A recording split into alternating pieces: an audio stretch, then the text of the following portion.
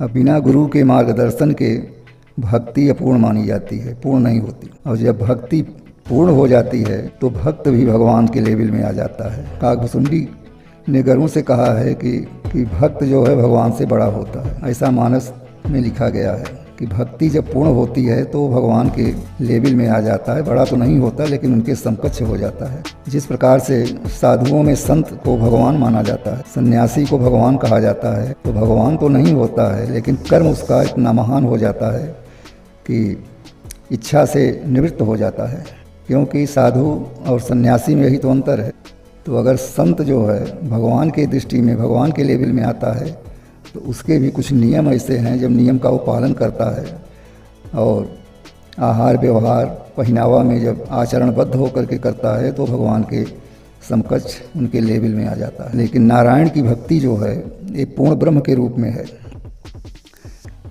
जहाँ तक शास्त्रों का, वेदों का मत है कि सभी देवताओं के ऊपर नारायण की भक्ति है और नारायण के ही अंश विष्णु हैं जो पूरे सृष्टि की रचना, पालन, संहार सब कुछ करते हैं। तो लोग विष्णु को ही मान लेते हैं नारायण। अब ब्रह्मा विष्णु महेश के नीचे आइए तो बहुत से देवताएं हैं, उनकी भी पूजा की जाती है। लेकिन जो निराकार ब्रह्म पूर्ण नारायण है उसी के द्वारा ये सब अवतरित होते हैं। तो अवतार जो लेता है वो सगुण होता है, साकार में आता है। लेकिन इतना ध्यान देना चाहिए भक्तों को, साधकों को, जो अंतर्गत भगवान बैठे हुए हैं अपने हृदय स्थल में, नाभि के कमल दल पर, वही पूर्ण नारायण है। नारायण की भक्ति करने वाला भक्त कभी बीमार नहीं पड़ता, आपत्तियों से कभी घिरता नहीं है, किसी भी प्रकार के संपत्ति से वो दुखी नहीं रहता है। संपूर्ण वैभव सांसारिक उसको प्राप्त होते रहते हैं। समस्या यह है कि भक्ति भी तो होनी चाहिए। तो नाम जप में जितनी शक्ति है उतना पूजा में नहीं। क्योंकि पूजा करने से हमें सीढ़ी बाई सीढ़ी चढ़ने का प्रयास जो किया जाता है तो आदमी शिखर पर पहुंचता है।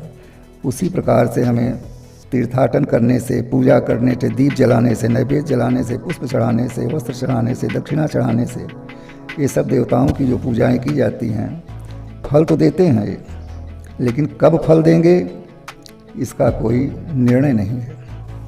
लेकिन जो पूर्ण ब्रह्म नारायण निराकार का पूजन करता है, भक्ति करता है, जब करता है, उसे सद्यः फलम, तुरंत फल मिलता है। तो तुरंत फल लेने के लिए हम लोग नारायण की भक्ति करते हैं। शास्त्र की बात है, वेदों का बात है, कोई मनगढ़ंत बात नहीं है। क्योंकि ये सत्संग का माध्यम है, सत्संग में तत्व का ज्ञान बोध कराया जाता है। तो नारायण की भक्ति करने वाला आरोग्य होता है, उसके अंदर तेज प्राप्त होता है, कांतिमान होता है, बलवान होता है, रूपवान होता है, इसके साथ सर्वगुण संपन्न होता है। विष्णु पुराण में लिखा हुआ है कि रोगातुर मुच्यते रोगात। रोगातुर पुरुष रोग से मुक्त हो जाता है, छूट जाता है। बंधन में पड़ा हुआ व्यक्ति बंधन से छूट जाता है। भयभीत पुरुष भय से छूट जाता है और आपत्तियों में पड़ा हुआ पुरुष आपत्ति से छूट जाता है। तो जो पुरुष भक्ति संपन्न होकर के इस नारायण नाम का, पुरुषोत्तम नाम भगवान की प्रतिदिन स्तुति करता है, वह शीघ्र ही समस्त संकटों से मुक्त हो जाता है। नारायण की भक्ति पूर्ण मानी जाती है।